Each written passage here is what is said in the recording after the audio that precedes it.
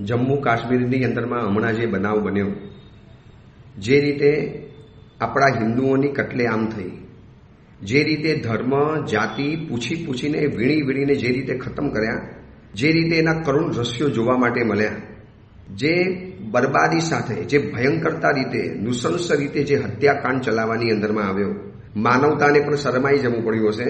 આ રીતે ધર્મના નામે અત્યાચાર, હિંસાચાર જો ચાલી જ રહેવાના હોય અને તમારે ધર્મના નામે જો આવું જ કરવું હોય તો આપણે જૈનોએ પણ હવે ચેતી જવાની જરૂર છે. હવે દર વખતની આપણી ઉદારતા આપણે જતું કરીએ છીએ, છોડી દો.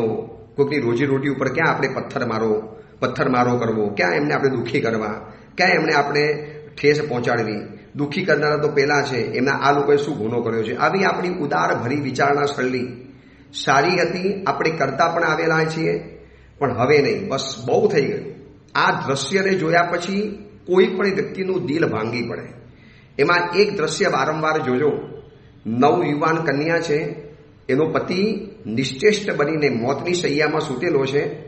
એ સ્ત્રી રડી પણ નથી શકતી, શોક એટલો બધો છે, રડી પણ નથી શકતી. આ એક દ્રશ્ય જોયા પછી પથ્થર દિલનો માનવી પણ પીગળી જાય. આ વાત એટલા માટે બતાવું છું, હવે બહિષ્કાર કરવાની સખતમાં સખત જરૂરિયાત છે અને એનો શું અવસર આવી ચૂકેલો છે. જૈનોના વર્ષી તપનો ભવ્ય પ્રસંગ આવી રહેલો છે. ગામ ગામ, નગર નગર, પાલીતાણાથી લાગી અને દુનિયાના છેવાડા સુધીની અંદરમાં વર્ષી તપની આરાધના ચાલે છે. પાલીતાણા હોય, અમદાવાદ હોય, સુરત હોય, ચેન્નાઈ હોય, બેંગ્લોર હોય, જેટલી પણ મોટી બિગ સિટી છે, આ બધી જગ્યાની અંદરમાં નાના મોટા પાયે વર્ષી તપની આરાધના ચાલે છે.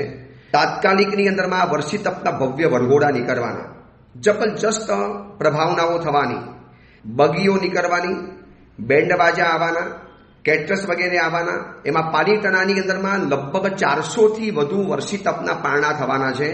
એમાં ગિરી વિહાર નામની સંસ્થાની અંદરમાં તો આ વખતે સમણી ભગવંતો અને ચિકાર ભાવિકોને વર્ષી તપના પારણા છે. આ બધાને હાથ જોડીને એકદમ નમ્રતાની સાથે, પણ તમે આદેશ ગણો, ઈચ્છા ગણો, વિનંતી ગણો, આજીજી ગણો, આરજુ ગણો, કે તમે જે પણ શબ્દનું નામ આપી શકો એ આપી શકો છો, પણ પ્લીઝ આ વખતે એક પણ વિધર્મી, ભલે તમે કહો સાહેબ આ તો સાચો હતો, આ તો સારો હતો, આ તો દેશભક્તિવાળો છે અને આવું ક્યારે પણ નથી કર્યું, એને નથી કર્યું એ આપણે સમજીએ છીએ, પણ એની જાતિવાળાએ કર્યું ને, એને હિન્દુ ધર્મની વાતને પૂછીને કર્યું ને. ખાલી સીધા કદાચ ખૂન ખરાબા કર્યા હોત ને તો કદાચ એટલો દિલમાં આઘાત ન થાત. પણ તમે વિચારો છો, એનું પેન્ટ ઉતરાવ્યું છે, એના શરીરના નીચેના વસ્ત્ર ઉતરાવ્યા, એની જે અમુક નિશાનીઓ ચિહ્ન જોયા, કલમા પડવાનું કીધું, એને અમુક વિધર્મીઓના તહેવારોની વાતો પૂછી અને નથી આવડ્યું તો બિંદાસ રીતે જાણે કે બહુ મોટું પરાક્રમ કરતા હોય, કાયરતા ભરું કાર્ય કર્યું છે અને પોતાની જાતે બહાદુર ગણે છે. આવે જાહેરની અંદરમાં પછી કરી બતાવે, ખબર પડે. એટલો આક્રોશ મગજની અંદરમાં છે, ભલી વ્યક્તિઓના હૃદયની અંદરમાં છે. અત્યારે દેશભક્તિ બતાવવાનો શું અવસર આવી ચૂકેલો છે. જૈનો પ્લીઝ, આ વરઘોડાના આયોજકો, વર્ષી તપના આરાધકના તપસ્વીઓ, વર્ષી તપની આ ઇવેન્ટના સંચાલકો, એના ઇવેન્ટ મેનેજરો, આ બધાને કહું છું કે આ સમયની અંદરમાં એક પણ વિધર્મી બેન્ડવાળો ન જોઈએ, એક પણ વિધર્મી બગીવાળો ન જોઈએ, એક પણ વિધર્મી ઇવેન્ટવાળો ન જોઈએ. ન રંગોળીવાળો હોય, નાનામાં નાનું કાર્ય હિન્દુ માત્રને આપો, ન થાય તો મૂકી દેજો, પડતું મૂકી દેજો, નથી કરવું. કેટલાય શહેરોમાં તો આ નિર્ણય થઈ ચૂકેલો છે, ઓર્ડર અપાઈ ગયેલા હતા, નક્કી થઈ ચૂકેલું હતું, એડવાન્સ પૈસા અપાઈ ચૂકેલા હતા, છતાં પણ એ બધાએ કબૂલ કર્યું, સાહેબ ભલે પૈસા જાય તો જાય, આ વખતે હવે નથી ચૂકવું. કેટલું સહન કરીશું? છેલ્લા 2000 વર્ષથી આપણે હિન્દુઓ સહન કરતા આવ્યા છીએ. આખો ઇતિહાસ વાંચી જાઓ, કતલેઆમ સર્જાય છે આપણી હિન્દુઓની. હમણાં જ બંગાળની અંદરમાં પણ આપણને ભગાડ્યા, કાશ્મીરની અંદરમાં ફરવા માટે ગયેલા એમને પણ આવી રીતે ભયંકર રીતે ક્રૂરતાપૂર્વક માર્યા છે. એના બાળકોની સામે 9 વર્ષનો બાળક, 4 વર્ષનો બાળક, એનો જે આક્રાંત સાંભળો ને આપણને એમ થાય કે આપણે અરે કશું જ નથી કરવું, આપણે બધા જ વિધર્મીઓનો બહિષ્કાર કરવો છે. કોઈ એવું મનમાં નહીં વિચારતા કે તો કાશ્મીર વાળા કરે છે, અહીંના વાળાનો શું ગુનો છે. એ લોકોએ રેલીઓ કાઢી, અહીંના વિધર્મીઓ રેલી કાઢી, એને વખોડ્યું. એ લોકોએ કહી શકતા હતા ને, ચાર રસ્તાની અંદરમાં આવીને કહેવું પડતું હતું કે ભાઈ આ તમે ત્રાસવાદીઓ, તમે ધર્મ ભૂલ્યા છો, તમે માનવતાનો ધર્મ ભૂલ્યા છો. ગાડી કોઈ રેલી એક પણ નેતા કશું બોલવા તૈયાર છે? જે વિપક્ષો કુદાકૂદ કરતા હતા, એક નાનકડો વિધર્મી ગુજરે એની ઉપર, એની મસ્જિદ ઉપર પથ્થરમારો થાય કદાચ આપણા હિન્દુઓ કરતા હતા, અને ગાય વગાડીને સંસદની અંદરમાં ગજવતા હતા. ક્યાં ગયા એ બધા વિધર્મીઓ? ક્યાં ગયા એ બધા વિપક્ષીઓ? ક્યાં ગયા એ બધા રાજકારણીઓ? જવા દો, કશું જ બોલવા જેવું નથી.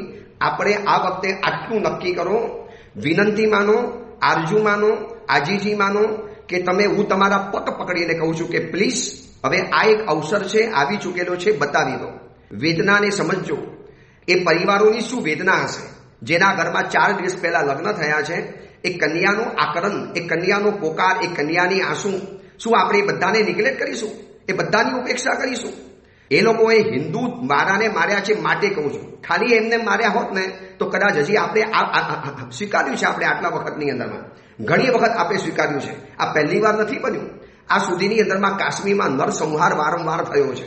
પુલવામામાં પણ આપણા સૈન્યના જવાનો શહીદ થઈ ચૂકેલા હતા. પણ આ વખતની વાત અલગ છે. આ વખતે એ લોકોએ ધર્મને ટાર્ગેટ કર્યો છે, તો આપણે પણ ટાર્ગેટ કરવો છે. ટોટલી બહિષ્કાર, કશું જ વાત નથી.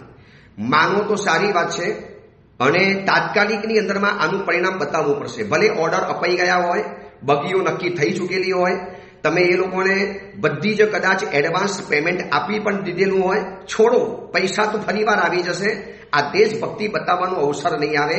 એ લોકોને પણ ખબર પડે કે અમારા કેટલીક વ્યક્તિઓના કારણે અમારું પણ કેટલું નુકસાન જાય છે. એ લોકો એના વ્યક્તિઓને પહોંચાડશે કે ભાઈ શું આ ધંધા કરો છો, છોડો ને, અમને શાંતિથી જીવા દો, તમે પણ શાંતિથી જીવો. થોડાક મુઠ્ઠીભર તત્વો આ કોમને બદનામ કરે છે, તો એની કોમ મૌન કેમ છે? કેમ ચૂપ છે? એ લોકોએ કેમ રેલીઓ નથી કાઢી? કેમ એ લોકો 4 રસ્તા ઉપર આવીને જાહેર નારા પોકાર્યા? કેમ એ લોકોએ સંસદની અંદરમાં ગજવ્યું નહીં? કેમ બધા વિપક્ષીઓ બધા ચૂપ થઈ ગયેલા છે? જવા દો, આપણે કશું જ કોઈનું કશું કહેવું નથી. કોઈ આપણને કામ લાગવાના નથી. આપણો જજબા, આપણી હિંમત, આપણો પાવર, આપણી દેશભક્તિ, ધર્મ ભક્તિની સાથે દેશભક્તિની પણ જરૂર છે. અને આ અવસર આવી ચૂકેલો છે.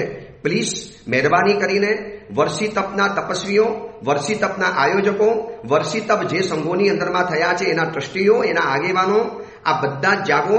સત્વરે આજે ને આજે જ ઓર્ડર કેન્સલ કરાવી દો.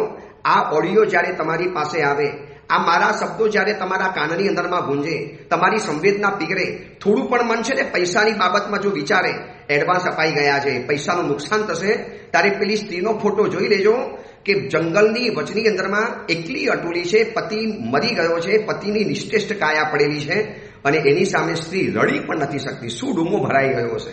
શું એના હૃદયની અંદરમાં અપરંપાર અશબ્દની વેદના ભરેલી હશે? બસ આ દ્રશ્ય જોઈ લેશો ને તો કદાચ તમને બીજું કશું જ કહેવું નહીં પડે. આ કહેવું પડે છે એ પણ આપણી એક શરમારપણું છે. આપણે હિન્દુઓ ક્યાં સુધી ભોરા રહીશું? ક્યાં સુધી આવી રીતે લૂંટાઈશું? 2000 વર્ષથી આવો જ માર ખાતા આવ્યા છે. હજી પણ આ વધવાનું છે. એની સામે તૈયાર થાવ, લડવા તૈયાર થાવ. ઘર ઘરની અંદરમાં એક યોદ્ધા તૈયાર થાવ. ઘર ઘરની અંદરમાં એક અગ્નિવીર યુવક તૈયાર થાય. ઘર ઘરની અંદરમાં અસ્ત્ર શસ્ત્ર તૈયાર રાખવા પડશે. હવે આપણું યુદ્ધ આપણે લડવાનું છે. પાર્થને કહો ચડાવે બાણ, હવે તો યુદ્ધ એ જ કલ્યાણ, હવે તો બહિષ્કાર એ જ કલ્યાણ. બસ આ વાત સાંભળીને જલ્દીમાં જલ્દી આગેવાનો, આયોજકો, ઇવેન્ટ મેનેજરો, તપસ્વીઓ, આ બધાને, વ્યવસ્થાપકો, આ બધાને કહેવાનું છે કે આજને આજે જેવો આ વિડીયો ઓડિયો તમારી સામે આવે અને તાત્કાલિક સત્વરે ઇમિડિયેટલી તરત જ બીજી સેકન્ડે બધા જ ઓર્ડર કેન્સલ કરી, ભલે તમે સાદી થાળી આપશો તો ચાલશે, ભલે તમે સોફા સેટ નહીં લાવો તો ચાલશે, ભલે તમે બગીના બદલે તપસ્વીઓને ચલાવો તો ચાલશે, પણ આ વખતે વિધર્મીઓને લાવ્યા તો નહીં ચાલી શકે. ખરેખર નહીં ચાલી શકે. બધાની નજર આપણી ઉપર છે.